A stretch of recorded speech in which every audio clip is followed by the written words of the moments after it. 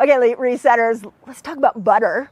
I know we've all become a little butter obsessed, maybe even put butter in our coffee, but I'm gonna show you in this video that there's actually 3 better foods you could be eating if you're trying to lose weight other than butter. Yeah. And some people I know are eating butter to lose weight. So let's debunk this myth about butter and weight loss, and let me show you 3 different foods I want you to lean into that are better than butter that will support your weight loss journey. Let's dive in. The first thing I think we gotta ask ourselves is, where along the nutritional line did we decide that butter was a great tool for weight loss? And I think it really started back in the Atkins days. You remember the Atkins diet where everybody was eating a ton of fat and they were eating all kinds of fat, good fat and bad fat. There was meat and fat. But then we started to realize, wait a second, there's a difference between good fat and bad fat. And so we evolved into the ketogenic movement, where all of a sudden we said carbs are bad, but fat is good fat is good. So we all moved away from refined carbohydrate. We started to eat more of nature's carbs, and we started to really think we had to bring our fat levels up so that we could move into ketosis. And so that's where grass-fed butter started to really make a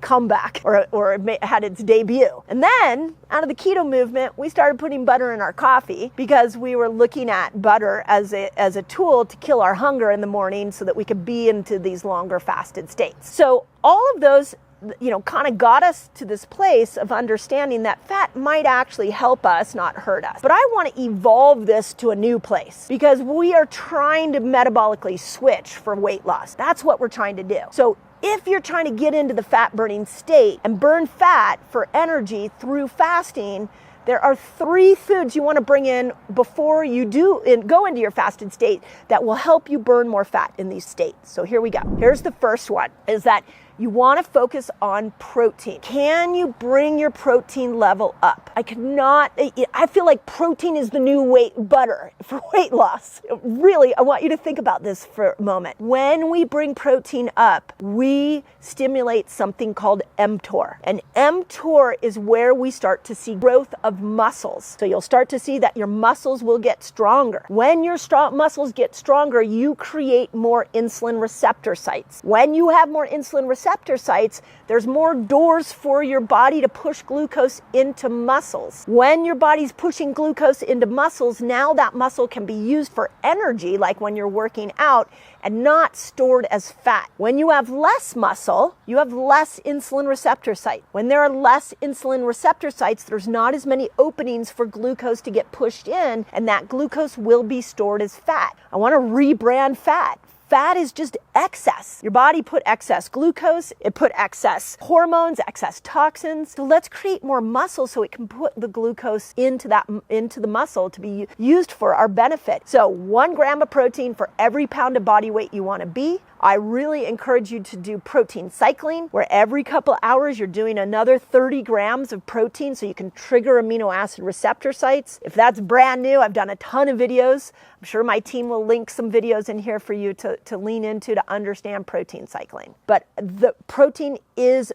the new butter for weight loss. It is really, really powerful. So that's your first one. The second one is I want you to look at other good fats, specifically MCT oil. So think of this metabolic switch as needing some lubrication. So sometimes we need to lean into other fats, and MCT oil is the one that switches you over the best. This is why MCT oil in your coffee in the morning can actually help you elongate your fasting window, putting you in this fasted state where you're burning fat for a longer period of time. So what MCT oil will do in your coffee as you switch over is it makes it easier to switch, and all of a sudden now MCT oil helps you create ketones, and those ketones will go up into the brain and kill your hunger hormone. So when we're looking at fat loss, we're also looking at how do we make sure you're not hungry in your fasted state. So you can really help minimize the hunger in that fasted state by adding MCT oil in, specifically in your coffee in the morning. Okay, my last food group, really, and something I really encourage you to add in your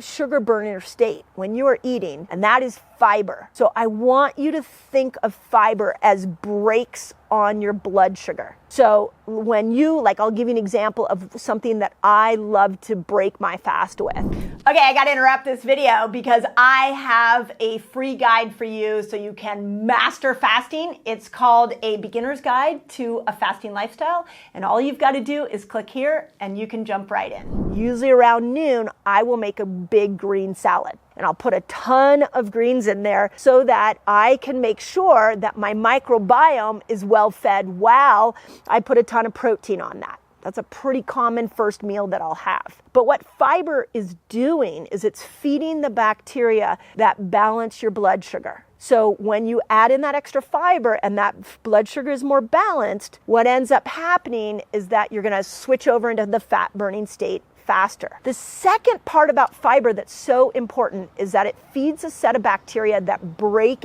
estrogen down. And so when we add in more fiber, what happens is we feed the bacteria that break that estrogen down. If you don't feed those bacteria and estrogen doesn't get broken down, it will get stored as fat. So we gotta think about food as this incredible weight loss tool in this really, it's like a chemistry experiment that we're talking about here. Feeding that microbiome so it can break down estrogen.